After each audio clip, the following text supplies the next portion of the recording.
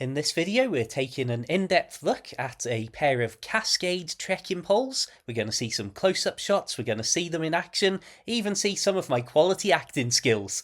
On a serious note though, this is the Amazon listing at the time of recording, and as you can see they've got a whopping 17,209 reviews with a 4.6 star rating.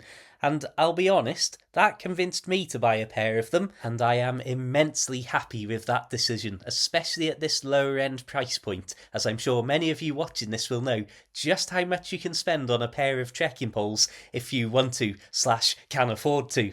So let's start talking stats. So the shortest these break down to is about 26 inches, roughly 66 centimetres. The longest, roughly 54 inches, 137 centimetres, give or take. How much do they weigh? Well, one of them, with just the mud basket as an attachment, is just under 300 grams. So certainly not the lightest, and that's maybe where you can tell these are not the most premium things in the world, but I'm not really bothered at that. 300 grams is not devastatingly heavy. On the topic of that value proposition, you don't just get the poles, you get snow baskets, mud baskets, 2 types of rubber feet, the carrying case, the extra little clip to keep them together, and it was shipped in this cardboard box, so no worries really about them getting damaged unless they're particularly handled very roughly. You can see the rubber feet actually have what appears to be a little metal ring at the bottom for the tips to slide into, and of course things like the mud baskets and snow baskets just screw on.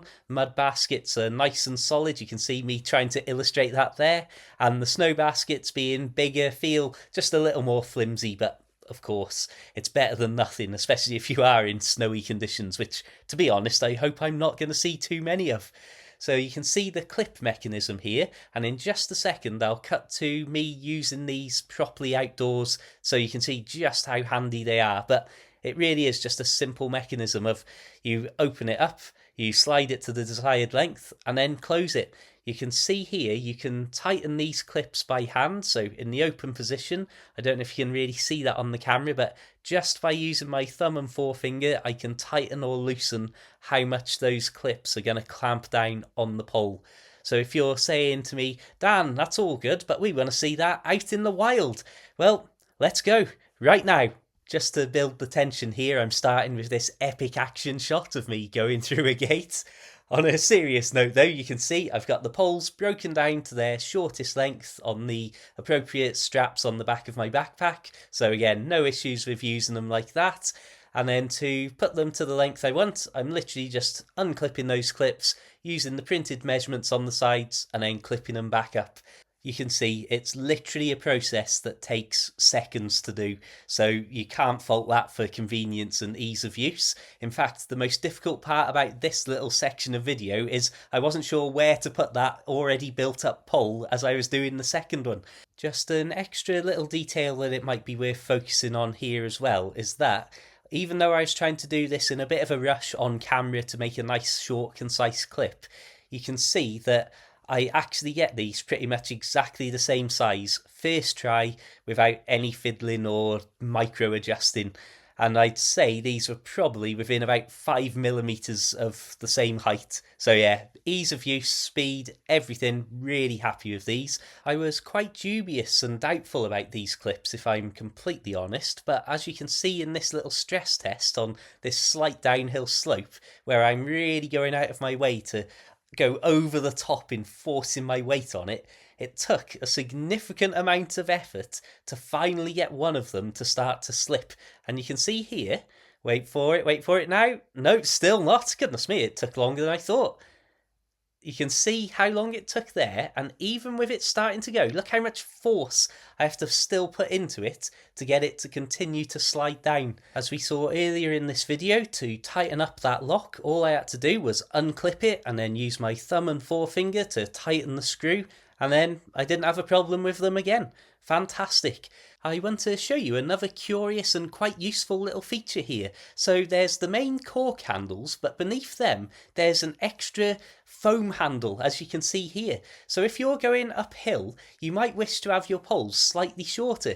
But in this case, with these extra foam handles, it's like an immediate adjustment without actually adjusting the poles, simply by giving you the option to hold them slightly lower down. So yeah, that was just something I was like, you know what? That's actually a good feature that I can see myself using if I'm on general undulating ground. Although if I was doing serious up and downhill, I may choose obviously to have them locked correctly in place to that height.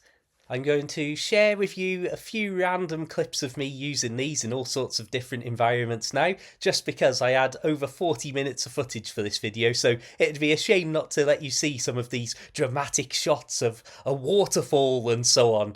But basically, my idea was I was going to just use these absolutely intensely for a couple of days before I did my proper video review, and I was hoping that some of these different environments and some of the more quirky and unusual places that I was walking might lead me to have more to say and more to criticise about them. But the reality is they've performed absolutely perfectly, exactly as I would expect. You saw that stress test as well, which I'd say they actually completely outshone my expectations. So really, I haven't got too much to criticise. I imagine it's going to come as no surprise to see that I actually give these a big recommendation, and if I'm completely honest right now, it does make me question why I would ever consider spending multiple times the amount on some of the fancier poles out there. The one big negative of these that might turn some people off is there is absolutely no shock absorption system in these. These are rigid poles, there's no giving them when you're using them, which to me isn't a big deal, I'll be honest. That's not something that I'm walking around after using these for hours on end thinking, oh no, this is destroying the use for me. However, I know that not everybody is the same, and some people may have wrist issues or may have joint problems, and that may be something that you want to consider. So that's the only serious thing I can think of, if I'm completely honest right now. So this is just how rapidly you can break them down. Again, as you would expect, it takes a matter of seconds to go from full length to completely broke down for storage. I will leave some Amazon associate links to these in the description below and some of my other camping kit. If you purchase from Amazon through those links, I will get a commission, so that's just the full disclosure of information for you there, but it won't affect the price you pay, so it's a way that you can help support the channel if you buy through those. If you've just enjoyed this video, then thank you very much for watching. Please do consider giving this video a like and subscribing for all my other outdoors and camping stuff. If you really want to help me out, consider becoming a PayPal supporter, a channel member, Facebook subscriber, leaving a super thanks and so on, just like some of my recent supporters. Melissa L, Dogs, Rob, Kaz G, Kevin Y, Jackie A, George B, Fake W, Art V, L Hughes, Steve B, John B, Sean B, BL Beach, Dawn H, A Sanford, T Seymour and David D.